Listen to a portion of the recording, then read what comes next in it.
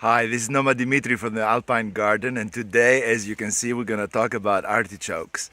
Artichokes are a lovely and delicious vegetable that, depending on where you are, can be more or less easy or difficult to grow. But first of all, let's look at the plant.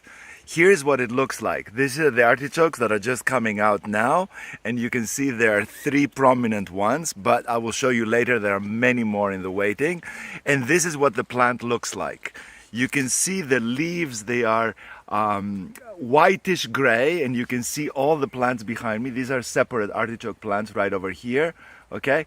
And we'll see the leaves. The leaves, as you can see, they're white gray. And they're very, very large compared to my hand. You can see it's many times the size of my hand. And the plant grows like this. There's a hairstyle that's called the artichoke hairstyle, and it's called like that because it looks like an artichoke. So that's what the plant looks like.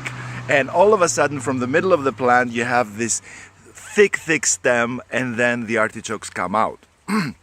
So perhaps the first thing to understand when we're talking artichokes is which part of the plant is this, the part that we eat. What is this?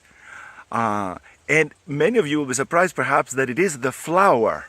So artichoke is a plant and a vegetable in which we actually eat the flower. Okay, so this is the flower. This flower, like all flowers, has its aim is not to be eaten, but to reproduce the plant. So this means that this particular flower, it has to produce seeds. Otherwise, no seeds, no reproduction. So this means that the purpose of this flower is to open up, be fertilized by an insect or by the wind, and then make seeds which will fall to the ground and create new little artichokes. So thinking of it this way, understanding that we're actually eating the flower, you can actually see that it is a flower. It looks like a rosebud, doesn't it? All the little tightly packed petals all around, and something that looks like it's begging to open, this part here. Okay, so when this thing opens, there'll be the usual part flowers that will be probably purple in the case of the artichoke, and the seeds will be made, the flower will be fertilized, the seeds will be made, they will fall to the ground, whatever. So this is a very important to understand all this, so you can understand when we harvest. Okay, the later we harvest, the more this thing will open, the less it will look like the artichoke that you will eat, and the less palatable it will be. This is exactly the right time to harvest these particular artichokes. You can see that the petals are just beginning to separate as the flower is getting ready to bloom. So this is the time to cut it. And what you do is you cut it right here, a couple of inches, a few centimeters below the base. And then it's a very, very good idea, if you're not going to boil it or cook it immediately, it's a very, very good idea to put it in lemon water, because as you have seen from the artichokes that you buy on the store, they tend to discolor. So basically you plunge them in a pot full of water, cold water, and you squeeze half a lemon in the water, and then the thing will last nicely and fresh looking for much longer. It won't oxidize as quickly. So you can harvest them in the morning and eat them, as in my case, at night. So those are the things that have to do with eating the artichoke plant. Now, how do you grow the artichoke plant, which is what the subject of this video is. To grow the artichoke plant, we will go through some detail, but this detail is not only about artichokes, it's also about other vegetables that you may wish to grow. So if you understand how to grow this particular vegetable, you'll understand also how to grow tomato, eggplant, and other such vegetables. Now, what do these things have in common? Eggplant, tomato, artichokes. Which countries do you think when you first think of tomato, eggplant, zucchini, and artichokes? In my mind, the countries that come to mind immediately are Italy and Greece, the Mediterranean. Okay, why? Why do these things grow in these countries? Because these countries have long, hot summers, and that's what these plants want. So, the first takeaway is plants such as tomatoes, zucchinis, cucumbers, eggplants, and artichokes. They like long, hot, dry summer with lots and lots of sun. Okay, they don't necessarily like wet, foggy summers as you may with cold and hot as you have in England and Ireland. Although with a special gardener you can grow them everywhere and there as well. Okay, so the art of growing vegetables for your dinner and for food is to be able to somehow create the conditions of the mother countries of these plants in your own garden if you don't have it. Now, in my garden here, we're in the Alps, so it's all mountains around here. We are 3,000 feet of altitude, 1,000 meters, and the conditions are not really the best for artichokes. So I have to do the tricks that I'm going to discuss to you that you will have to do too. Basically, you will have to do the same tricks that I have to do if you live somewhere where it snows in the winter. If you live somewhere where it snows in the winter, you have to learn how to treat these kind of vegetables the way I do, so you can have them grow and you can eat this delicious thing. Okay, so there are two things to understand. First, there are vegetables that are, and plants in general, that are called perennials, and there are some that are called annuals. Annuals means I grow from a seed this year, I push up, I make leaves, I make a flower, I make seeds, I die. You replant me from zero the year afterwards. That's an annual. A perennial means I do the same thing, I grow from a seed, I make leaves, I make flowers, I make new seeds, but I don't die. I spend the winter sleeping, and then next spring, boom, I'm out again, and I keep on giving. Clearly, if we can have a perennial, it's much more fun because it's much more easy. You don't have to start from zero. Plus, with time, the plant gets bigger, and therefore it's more productive. Okay, so these artichokes, if they manage to spend the winter here up in the Alps with all the snow, then next year they will be larger and they will give more. So it's to my interest to make this happen. So how I'm gonna make it happen? All right, this is what we're gonna discuss right now. These are again my artichokes, and this is the artichoke patch that you can see behind me. This is what they look from up above, and these are the artichokes that are growing right now. So, what do I do? The first thing to understand is that if I leave this thing in the snow unprotected for the winter, they will die. This gives me two options.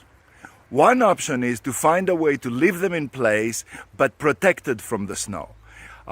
If I succeed to do that, then in the spring, although they will die out and they will look like nothing during the winter, in the spring they will come up again and they will make new artichokes. How do I do that? In order to do that, I need to somehow insulate them from the frozen temperatures so that the part of the plant that is under the ground, the part that you don't see, the root system, does not freeze. So that's the first thing that I need to do. So how do I do that? The way to do it is like any insulation, the same way that you insulate the house. I need to put a lot of stuff on top of these guys, so somehow the temperature, the warmish temperature of the earth, which is always warmer than the freezing winds that are going to blow here and cover the whole place with snow, will somehow not get, that the root part will somehow not get as cold as the part on top of the earth.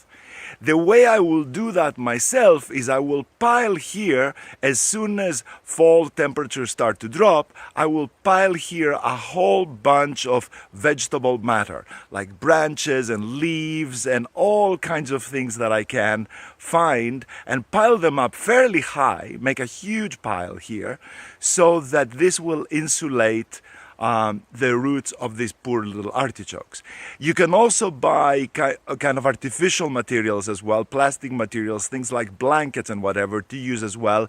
But at the very end, the principle is always the same. You need a lot of layers of insulating materials so they trap warmer air, and the huge cold winds that are passing through are not stripping the temperature out of the soil over there where the roots are. So the roots are preserved and these things survive. They make it through the winter.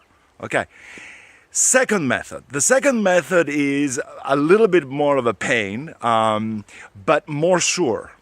What I do is I wait until these things, I wait until these things in late fall, that they lose their leaf, they go great, they look like hell, They're almost done, but the part underneath is still alive, the precious root. I dig them out, I put them in a pot, and I put them in storage. I put them in storage somewhere in my basement or somewhere where the temperature is low enough that this thing will not believe that it's spring and start flowering and start making leaves again. So it has to be somewhere that it's kind of cool and in between temperature, that the thing stays dormant. Okay, so I dig them out, I put them in a pot with nice soil, and then I put them in a dark, cool place. Of course, not cold enough like the outside so the thing will freeze, but cool enough. And I make sure that it stays mildly moist. This is how you hibernate a plant that is a perennial. You do all this to make it feel like it's passing through a mild winter in Greece, let's say, or in Italy. That's basically what you're doing. You're giving it this kind of mild winter in your basement. The thing stays asleep, and then when spring comes, you bring it back right here, you dig your hole, you put it in, and then it thinks that it's spring in Italy and Greece, and it does its job. So these are the two methods in which you can maintain this plant as a perennial. Okay?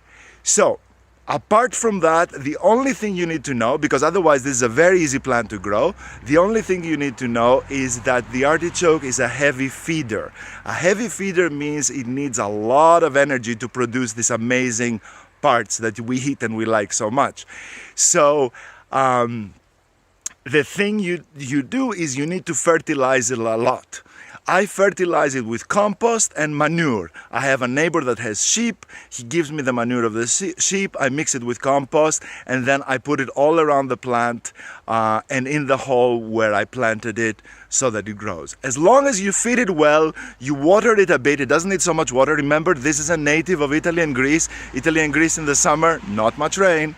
It's not the tropics. So as long as you do that, you will have delicious artichokes. And next year, actually, you only see 2 here right now, but there'll be something like 10 per plant or more coming out. So you just need a few plants, and then you can feed artichokes to your whole family.